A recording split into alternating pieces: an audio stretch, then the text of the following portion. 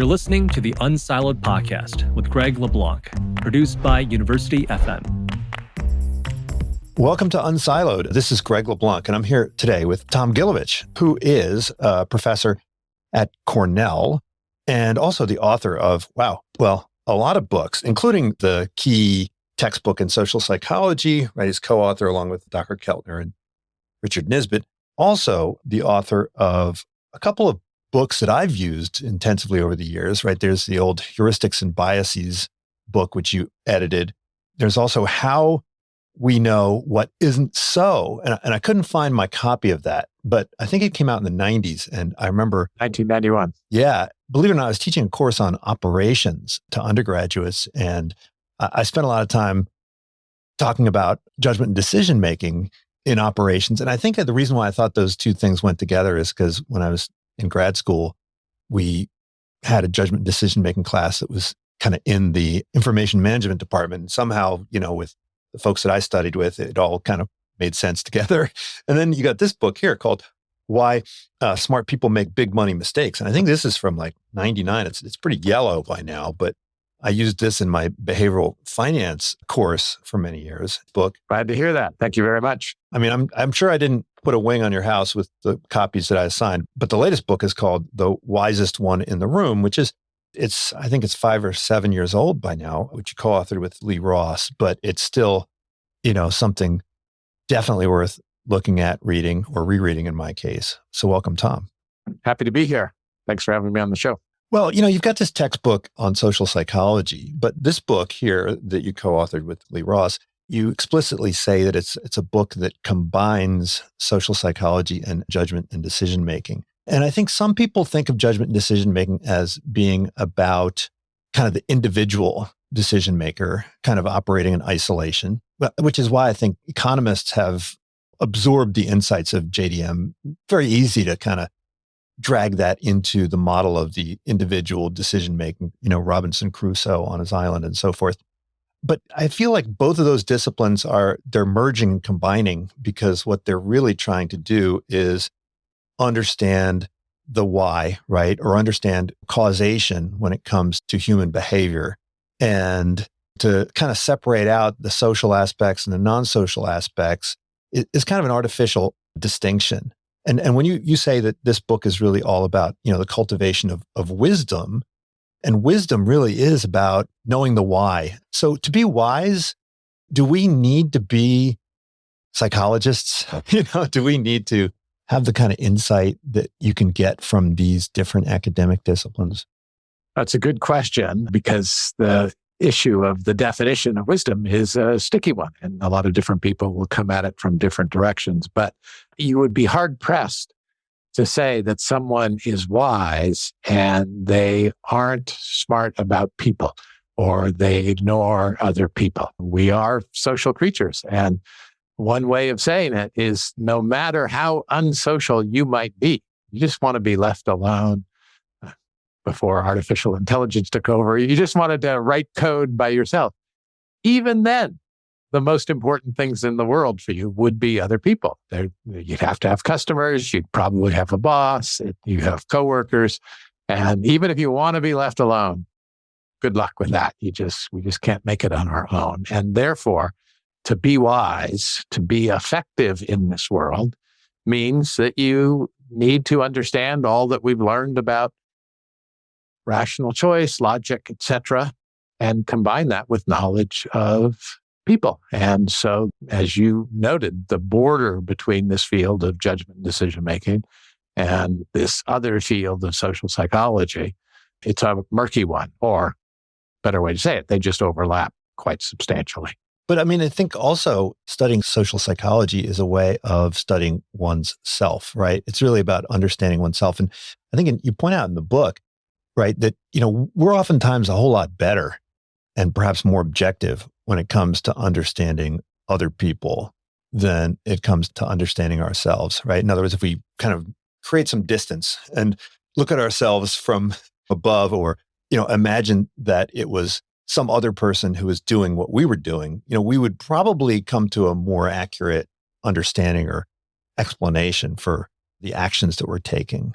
So, I mean, is having some distance or remove a way of gaining a better perspective on ourselves as people?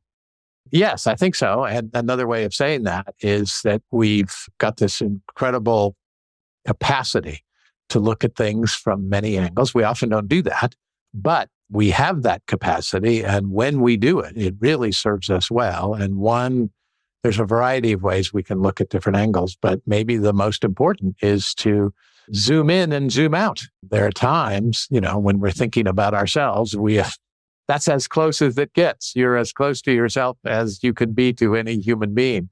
So there's a natural tendency to zoom in, think of the tiny details of what are the particular emotions I'm feeling and what does that have to say about the choice in front of me. We can also zoom out, as you say, and think about, well, what happens in general here? Now we're considering other kinds of things, more statistical regularities. So sometimes the zooming in can have us pay attention to information that can contaminate our judgment. Sometimes it illuminates, of course. So this capacity to be able to both zoom in and zoom out is a remarkably helpful one, and we should be encouraged to use it more. Yeah, I mean, I think it's also kind of zoom around, right? I mean, I like to think about the perspective-taking athlete, right? Like, can you exercise that muscle of perspective taking? And can you be like a decathlete in perspective taking? Not just have some incredible ability to take this particular type of perspective, but to take lots of different perspectives. And maybe we can start with, I thought the beginning of the book is when you dig into this idea of naive realism, which is effectively just another way of saying that we think our subjective perception of the world is the most accurate one. I mean, it seems like this is such a fundamental bias that it almost goes unremarked, right? I mean, because it's so fundamental and so basic. Yeah, I mean, the job of the brain is to represent the world, because that's where we live, in the world. So we have to represent it, and the brain is taking in all the information available to it, what comes in through the eyes, what the body is doing, how we're moving through the environment, and it constructs a model of the world. And nicely, that happens so automatically and effortlessly that it doesn't seem like we're building a model. It seems like we're looking at the world. It looks like, no, the peach out there is peach colored. The apple is red, when in fact, the fact that it seems red is an interaction between the properties of the apple and our sensory systems. It's the model that we've built up, but it doesn't seem that way. Our brains are making sense of the world, and what we see is the model. We see the sense. We don't see the making, and therefore it seems like we see the world the way that it is, not the way that we've filtered it, constructed it, etc. Conveniently, we're largely filtering and constructing the world the same way. We have similar nervous systems. So when I say the apple is red and you say the apple is red, we're in agreement that, it's the same pattern of light on our retinas, and our brains are transforming that in the same way. So we're not going to fool each other. And one of us is thinking of one thing and another person is thinking of another thing, which can happen as we talk about more complex things about democracy, inequality, etc. But it's not possible to see the world kind of as it really is. I mean, all perception is interpretation to some degree. Wisdom is not about getting rid of those perceptual models, because it's impossible. So wisdom is just about understanding that there may be other ways of looking at the world, trying on different frameworks and models. What would be the difference between a wise person and a not wise person in that sense? A wise person recognizes, as you say, that we've built up a model of the world. You're wiser still when you know that the nature of our nervous systems is such that when it comes to this stimulus, when it comes to this circumstance, we're going to build up pretty much the same model, and we're going to agree. And in other circumstances, no, there's lots of leeway for your model to be different than mine. And distinguishing between those two is one component of being wise, where we might really disagree. as the great social psychologist Solomon Asch a long time ago put it, that we need to know when we have different judgments of the same object versus when, no, we're judging very different objects. They share the same name, but in fact, when you're talking about democracy and I'm talking about democracy, we're talking about two different things. Yeah, I mean, it seems like a big part of wisdom in your definition is, and I don't think you say this explicitly, but really there's a element of empathy that's required, right? Because you have to see that there are these alternative perspectives. So for instance, I forget who it was that you quoted who said that everyone who drives faster than us is reckless and everybody who drives slower than us is lazy. That's the brilliant comedian George Carlin. That's right. So everybody thinks that they're driving at the right speed and that everybody else is worse. Yeah. Because if you thought you were going too fast, you'd slow down. So what you're driving seems like you are driving to fit the road conditions. And therefore, kind of by definition, someone driving faster than you, as Carlin put it, is a maniac. And someone driving slower than you is an idiot. And, that's true of driving, but it's true of so much. The sort of perceptual metaphor almost that he talks about applies to non-perceptual things. So in the political world, if you think the world needs to change in a certain way, you often find yourself sort of in a middle ground where there are some people on your side that want to press too far. And you think, no, you're being maniacs. We're going to lose our cause. You can't push that hard, that fast. It's not going to work. And other people seem like they're dragging their feet. They're idiots. Come on, we got to seize the moment. So Carlin's insight applies much more broadly than to what's the right speed for these driving conditions. It applies all over the map. So how much of this is just kind of conceptual blurring, right? So, I mean, you cite this wonderful study of the folks who are watching videos of protests and they're being asked, are these protesters out of line?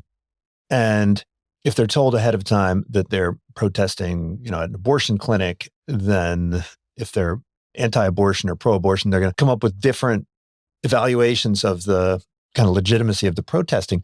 But at the end of the day, if the only thing that matters to them is, should I support this or oppose it, then there's two things. What's the protest for? And then what's the manner of the protest? And they're just blending those concepts to come up with the ultimate result. In terms of function, does it really matter, right? If the thing that we're most interested in is like, should we support this or should we oppose this? Why do we care if people are combining and blending and being very sloppy about how they get to their final conclusion? Well, we live in a world in which conflict is inevitable. We teach our kids that, and hopefully we teach them how to manage that conflict. And one way to dampen it down is to understand where we truly disagree. Let's separate the disagreement of facts from the different values and how we want to treat those facts. And often we ignore the first part. That is, one person gets so worked up that the other person doesn't see it their way. And the reason is they're interpreting a very different reality. They're reacting so strongly, not to what you think they're reacting to. They're reacting to a different thing. And knowing that is a first step toward dealing with the conflict. We're going to have conflict of interests. We're going to have conflict of values. Let's not add to it this unnecessary conflict or misunderstanding about the facts on the ground that we have to settle.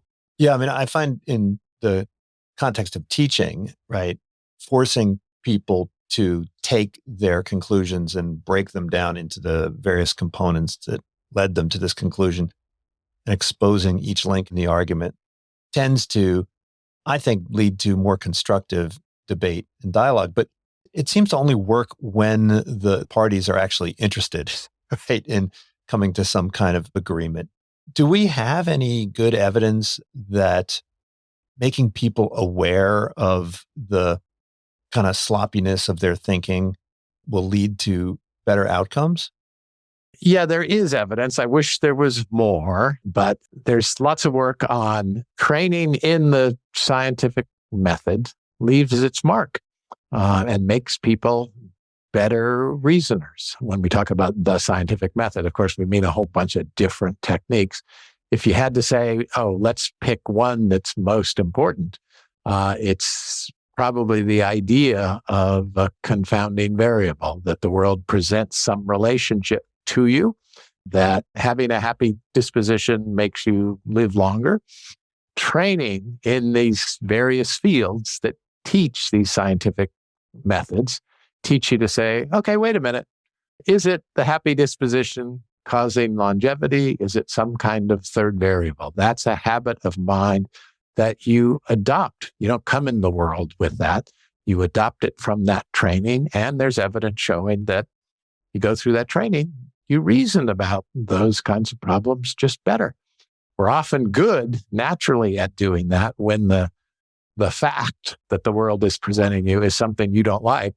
You're pretty good at going, well, wait a minute, what else might be causing this? But when it's something you don't care about, or when it fits your view of the world, you're pretty blind to that. And that's where the training really comes in. One of the points that you make is that when people look at people that disagree with them, they tend to think that their opinion is a source of bias, whereas their own is a source of, their lived experience leads to enlightenment. Other people's lived experience leads to bias.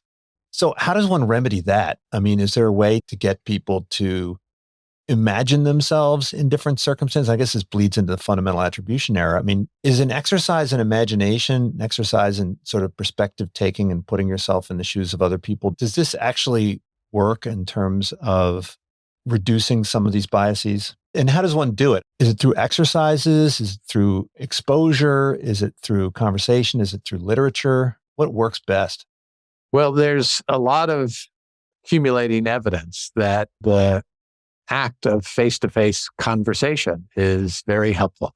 That part of the problem is that, let's take the case of political polarization around the world and in the United States right now. There are a lot of assumptions that turn out to be false about the other side, that both sides think the other side, for example, isn't all that committed to democratic principles. Now, if I think that about you, I'm going to approach any interaction, or I'm going to think about a policy that's relevant to your side very differently than if I didn't think that. And we live in a world where it's very easy on social media to throw out these things where we don't have face-to-face conversations. And turns out it encourages our worst instincts. We aren't reined in as much. But when we have conversations face-to-face, you sort of say, oh, this person seems very reasonable. And those illusions you came in with don't seem at least to apply to this particular person. And it turns out to be very helpful. So live interactions encourage a kind of politeness at minimum, and even compassion and perspective taking that helps with this in a way that social media broadcasting your opinions out to the world encourages a kind of castigating the other side that isn't helpful. Yeah, I mean, some of the experiments you talk about where you're asked to provide some kind of estimate, and then you're given access to other people's estimates. It's almost always the case that if you shade your estimate in the direction of the other person's estimate, you're going to wind up with a more accurate prediction. What's the functionality behind kind of closing yourself off to those other estimates? It's one thing to describe the fact that people do this, but it's another to really explain it. Why is it that people are unwilling to give alternative perspectives an equal amount of weight when they're ultimately aggregating these inputs?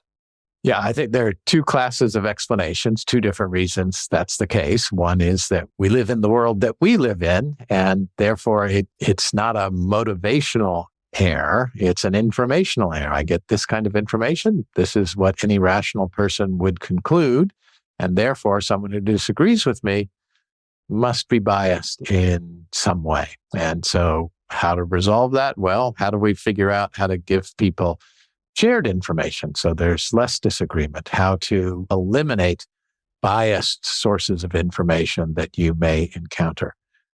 That's one kind of explanation, but there's a different one, and there's support for this too, which is we live in groups, and we know that. And we know that lots of the rewards and punishments that come to us in life come from the people who surround us. And therefore, I might even have doubts about, is this policy really right?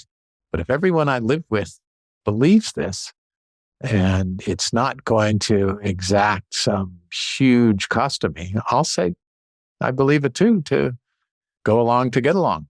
And that's, there's evidence that people do that. It's very powerful. That's a kind of rationality, fitting in with the people who are going to butter your bread.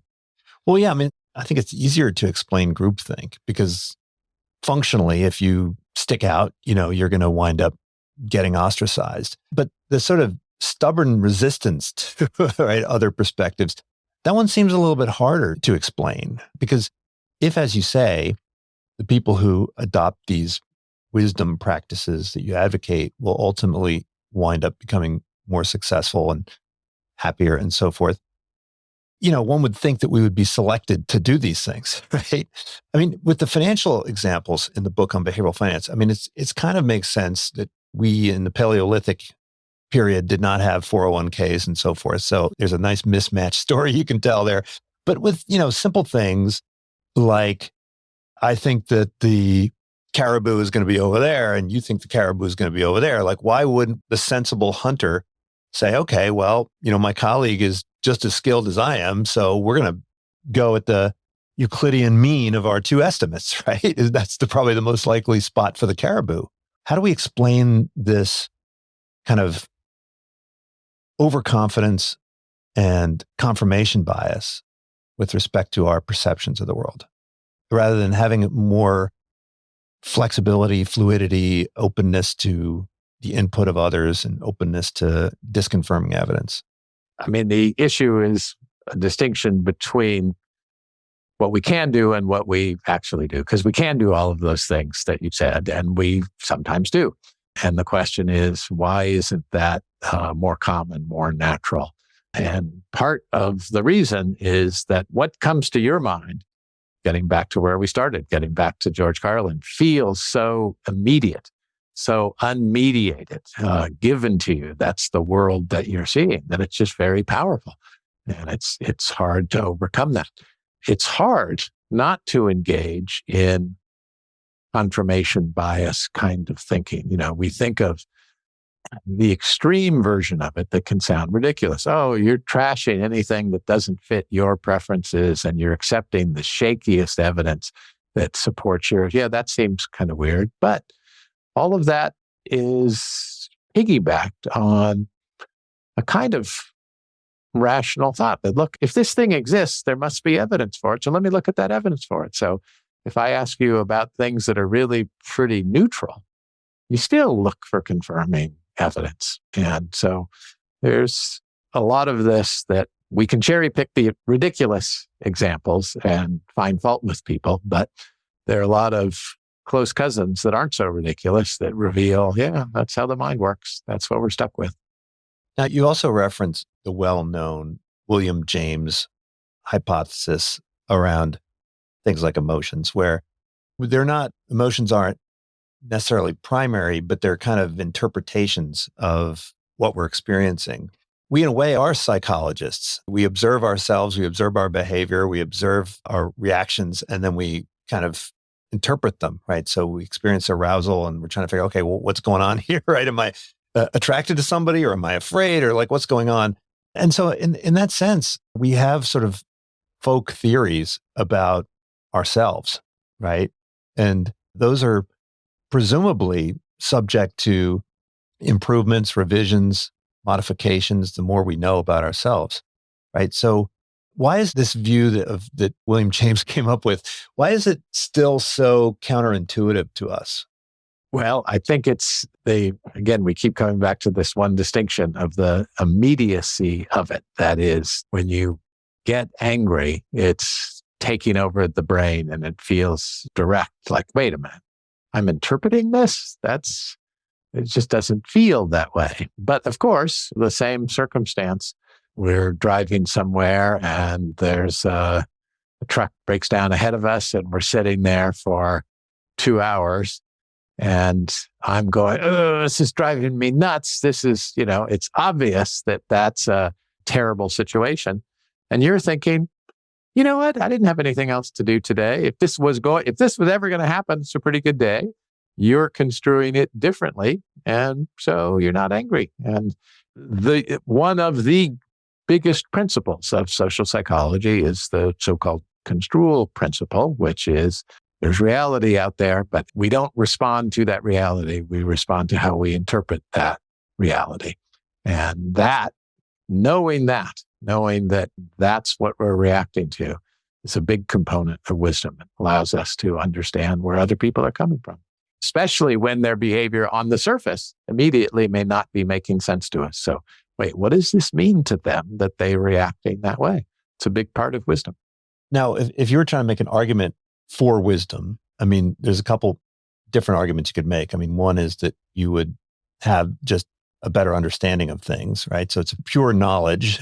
But I think part of what you're arguing is that this is going to align better with some kind of happiness, right? And you have a section in the book on happiness and how, we oftentimes misunderstand kind of what leads to our happiness. And if we have a better understanding of that, then we can kind of take actions to almost manipulate our way to happiness. I mean, that may not be the right word, manipulate, but we can take actions that will steer us more in the direction of happiness. I mean, are you interested in wisdom because it leads to happiness or because it kind of leads to better knowledge about yourself and the world? Or do you see those as not being in conflict?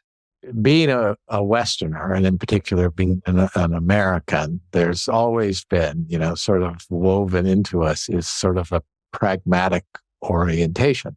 And therefore, we emphasized in the book the pragmatics of wisdom. Yeah, you can be really smart, but if things aren't working out for you, we're going to say, yeah, he's a brilliant person, but not going to call him wise.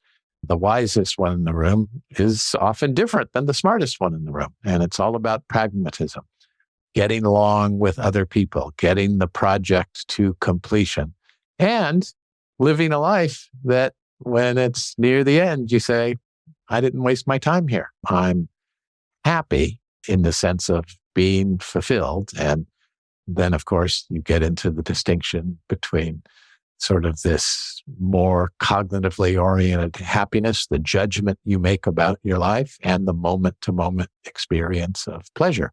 Both are important, and being wiser gives you a leg up on how to have more of both.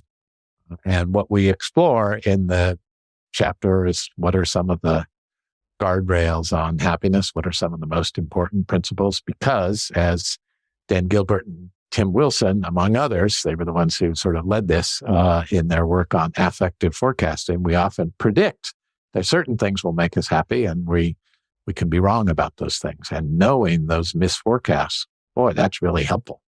Right. And so sometimes you say that we can get better decisions if we adjust our temporal frame. So in other words, if we're making decisions in the present moment, sometimes it might make sense to step back and say, if I were making this decision for next week, would I do it differently? And other times you say, if you're making a decision for next week, it might make sense for you to ask yourself, what if I were making this decision in the moment? Do we want our decision-making to be sort of independent of when we're making the decision? I mean, is consistency in and of itself? I mean, economists like to talk as if rationality is sort of desirable in and of itself. Is consistency desirable in and of itself? No, I wouldn't say so. I go to the coffee shop and I too get coffee, and there's a delicious looking chocolate chip cookie there. I'm tempted to get it. And it seems like a great idea. And I eat it. And several hours later, I think, it's kind of wrecking my appetite for dinner. I wish I hadn't had that chocolate chip cookie. There's an inconsistency. Is it good to have eaten the chocolate chip cookie? That's different from those different time perspectives. I'm not troubled by that inconsistency. Yeah, no, it's not inherently irrational to have those two different preferences. One's going to be more helpful to maximize long-term happiness, more the judgment that you make about your life. Other is going to be a more powerful determinant of those moment-to-moment feelings of pleasure. You have the cookie, that's a great moment. You have too many of them, then maybe you're less healthy than you'd like to be. You have a whole section on cognitive dissonance, right? I remember being exposed to cognitive dissonance back in school. I think I took a class with Sabini back in in the old days. And So you were at Penn? Yeah, we spent a lot of time on that topic. And you talk about Festinger and the kind of how this theory has evolved over time. We don't usually talk about cognitive dissonance anymore, but we're still talking about the same types of issues and experiences. How has that theory kind of stood the test of time? It's a good description of a lot of the things that go on, but it's not necessarily a real good explanation of what's going on. It has a number of very desirable features, and I'll probably miss some and may experience some dissonance later myself about, should have said this. But when we experience psychological inconsistency, usually that troubles us. There's some moves we can make to, and the theory addresses this, there's some moves we can make to get rid of that discomfort. But that's the core of the theory, and the core is right. That is, it's been verified by a bunch of different experiments. Now, most of them are old experiments that you'd want better methods today than were used then. And it rings true. We all look inward and know that when we feel that inconsistency, we're troubled by it, and we do work to feel better about it. That's the core.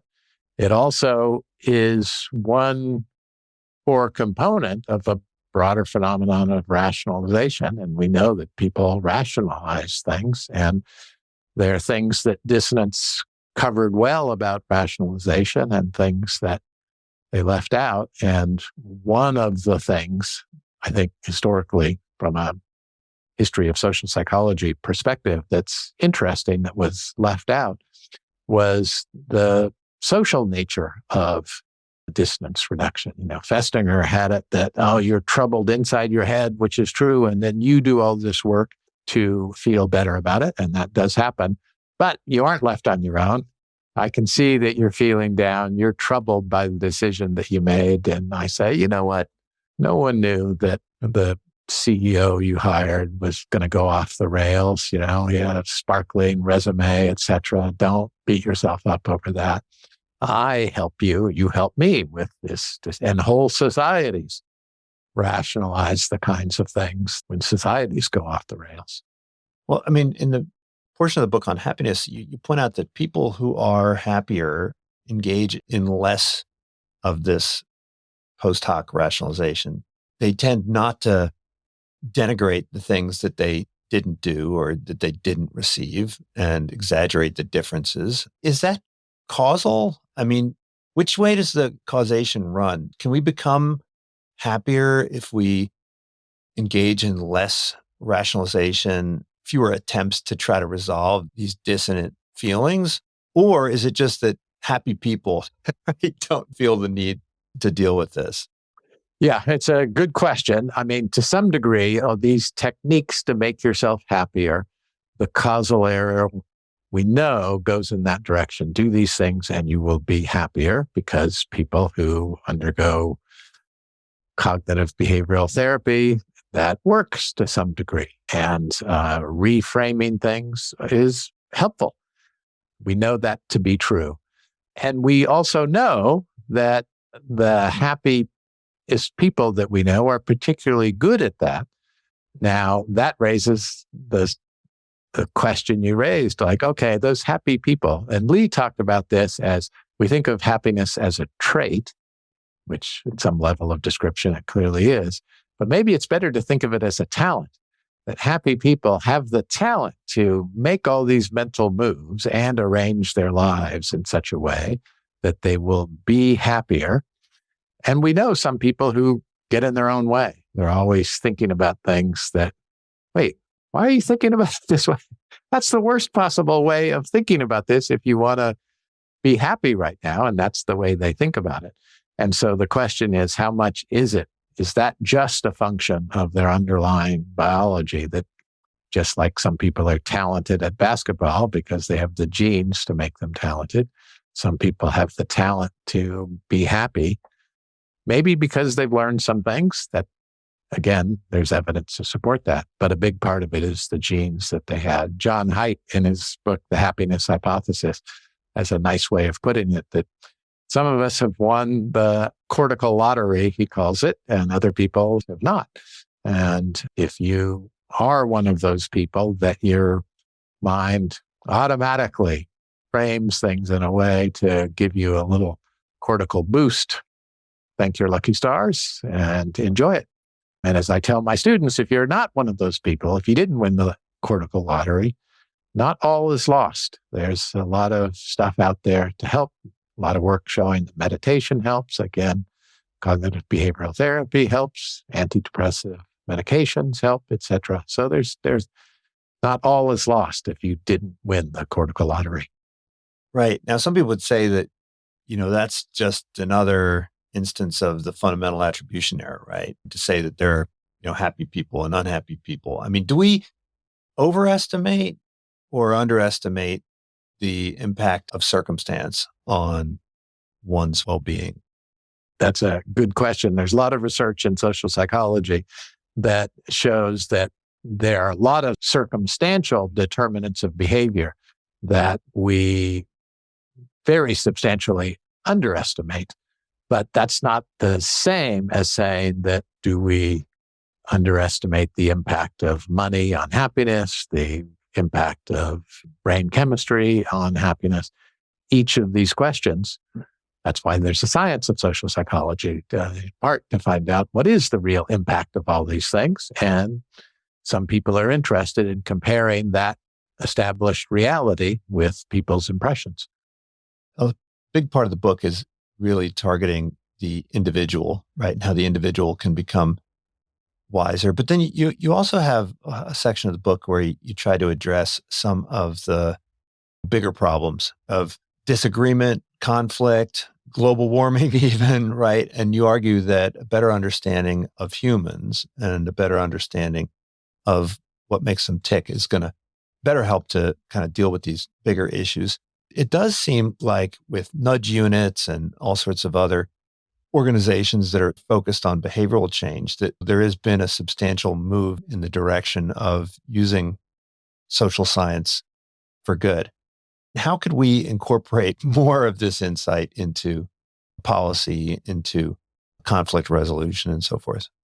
Oh, I think there's a number of different ways. Let's just take some easy examples first. I had been doing research on people spending money on experiences versus spending money on possessions. And it turns out you tend to be happier spending money on experiences and possessions. Doesn't mean that you can't enjoy your things. You can. Just if you shift a little of your expenditures more in the experiential direction, a little less in the material direction, you'll be happier. Now, there's one concern there that people will take that and think, I've got to have these elaborate vacations. Got to go to Machu Picchu and put on my Instagram, right? Yeah, exactly. And no, the lesson isn't that. They can be modest, they don't have to cost anything at all. Get out and ride your bike on the bike trail and go surfing at the beach. They'll let you do that for free. Now, if that's true, then we can be happier as a society if we provide more what we call experiential infrastructure. If there are no bike paths, you're going to not be able, or it's going to be much harder for you to enjoy the thrill of riding your bike through a countryside. If the beaches are polluted, you're not going to go surfing there, etc. So we can build a happier society by providing more experiential infrastructure. There's a terrific book by Charles Montgomery called Happy City that takes a lot of the research in social psychology and design and says, all right, given what we know about happiness, what psychologists have learned over the last 35 years on happiness, how would you build the city that makes people happier? There are some guide rails for that. And I think we're seeing more and more of that, of building environments that don't block happiness, that make it easier for happiness to flourish. When you study psychology, at least in the West, you're studying largely what's going on with individuals, but what goes on in the individual head has implications for how you want to create societies, how you want to structure things to take advantage of the things that come easy for us and to make it easier to do those things that don't come easy to us. Right. So in other words, you can use nudges or at least kind of friction reducing policies to make it easier for people to do the kinds of things that would make them happier, make it maybe a little harder for them to do the things that are going to make themselves and others unhappy. We hear this term nudge with respect to getting others to do things, but it seems like a lot of the things that you're advocating are kind of like self nudges, right? Making decisions that make it easier for you to do the right things going forward, or sending yourself the signals that will get you moving in the right direction. I was wondering if you could kind of walk through some of these. You articulate a lot in the book. You also articulate a bunch in some of the other books, but what are some of the actions that people can take to influence their future behavior, or at least the future perceptions of themselves? Well, let's go to the field of economics that, took these ideas from Kurt Lewin, that if, you want more of something, make it easier. And they've applied it in very powerful and helpful ways. So let's just start with an anecdote. The nudge idea comes from a book by Richard Thaler and Cass Sunstein. And early in Thaler's career, he talked about he was together with a bunch of economists who believed in rational actors with unlimited self-control. They were all eating some nuts before dinner, and one sort of said, we got to put this away. Otherwise, we'll eat too much. And if you are perfectly rational and you don't have problems of self-control, there's no reason to have done that. And so even the advocates of, Homo economicus are doing things, nudging their own behavior. In this case, putting it away, creating, we'd call it sludge, is what they've been talking about. If you want to inhibit something, create more sludge for it. So you see it in one of the earliest anecdotes that helped to create the field of behavioral economics. And then in what Danny Kahneman talks about, the preeminent triumph of behavioral economics is automatic retirement savings programs, that if you have to opt in to save, you go, you get a new job and you can think of really good reasons to spend all of that money. You need it. You're young. You've got all these needs, so you don't enroll and you never get around to it, or you take a long time to get around to it and your savings are inhibited. If we get you to automatically do it, you save more. And all of the data on the value of the return on those programs is staggering. Well, another example that you talk about is about how, if you do something a lot, then you're going to interpret that as it must be the case that you like it, right? So rather than waiting for the spirit to move you, right? Rather than waiting for you to start liking the things that you ought to be doing, you start by doing them. And then the liking comes later. Now, I've tried to use this as a persuasive argument to other people and say, look, you're missing out by not doing this. You're missing out on all this enjoyment, but the prospect of doing it for most people, if you think about things like chores around the house, you try to make that argument to somebody like, hey, just do it and you'll wind up liking it. Nobody believes you when you say that, right? You suggested that maybe sometimes, at least with children, you kind of make them do it, right? And then they'll kind of get in the habit and they'll start liking it. But if you use too much coercion, then that sends the signal this is something that they shouldn't like to do. How do you balance that between subtle enticement and coercion? Yeah, well, that's an issue that was taken up by the cognitive dissonance theorists early on. And the answer is it's a careful titration problem. You want to give just enough incentive to get the behavior, but not have it so heavy-handed that the person doesn't have anything to justify the person doesn't say to him or herself, well, I'm just doing it because dad said I had to. And you want them to have just enough so that they're thinking, if they ask themselves, as we often at least implicitly do, why am I doing this? To be healthy, to have fun. You want them answering that way rather than, they made me do it. And it's going to be different in every different circumstance. And so psychology is hard in the same way that architecture can be hard. Engineering tells you what all the general principles are. Now go ahead and create a beautiful building that doesn't run afoul of those principles. Psychology, social psychology, tells us some general principles of human behavior. Great. Now I've got this particular kid with this particular activity. What's the right amount of inducement? That's a hard problem. Right. And you had this other example of a university that raised its tuition and the applications skyrocketed, right? I mean, economists are always puzzled by this because this would imply sort of an upward sloping demand curve. And I advised my dean a couple of years back to jack up tuition, to project quality. And, sometimes when you're selling wine and other goods, you also want to do this. But every time you see something like that, somebody can point out examples of where it doesn't work.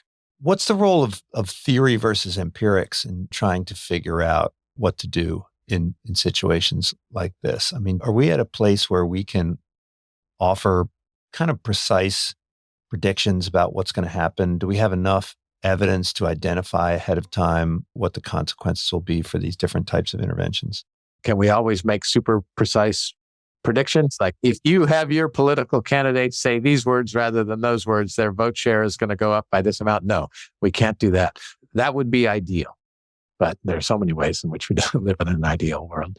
Happily, we live in a world now where it's easier to test ideas. And it's not just scientists testing them now. Businesses are testing them.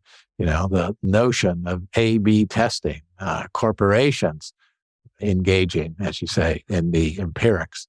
That's a huge, important development that can be used for good. So another way of saying this is, look, psychologists run these studies to find things out that help to build theories that guide us to a better understanding of what people do. And those things suggest policies, and we always have to be tested. And so the recommendation is if you build a city with avenues that are this wide rather than that wide, you'll get more pedestrian rather than car traffic, and people will be happier. Well, there's a way of testing that. So the theory gave you something to try and to test, and doesn't work, you adapt.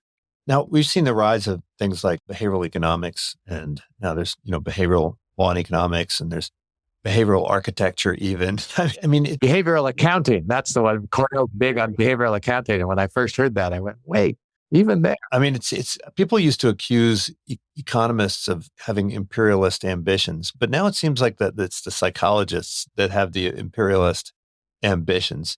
I mean, 20 years from now, I don't think we'll have behavioral as a prefix before these other disciplines, because it makes sense to include behavior in everything, right? And cognition in everything. I mean, it's like saying cognitive anthropology or, what other kind of anthropology can there be? So do you think that this is a temporary phase in kind of the academic world where everyone's going through sort of a psychological turn and ultimately everything will absorb enough insight from psychology, we won't need to point it out or especially emphasize it?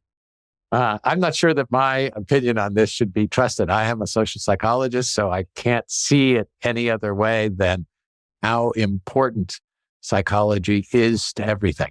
Going back to where we started, even if you are the least social person, other people are the most important thing. So it all starts with an understanding of psychology. That's why it is such a pleasure for me to teach psychology. I feel like I have a pretty easy job. That is, everybody who sits there is a human being dealing with the stuff that we're teaching. And so it's a pretty easy sell. The fact that social psychology is so easy to teach speaks to the very question that you just raised, that behavior, we're a human species, so behavior is everywhere in everything that we do. So everyone's automatically interested in it. If you rephrased the title of your class, course in wisdom, would that attract more students or would that scare a bunch of students off?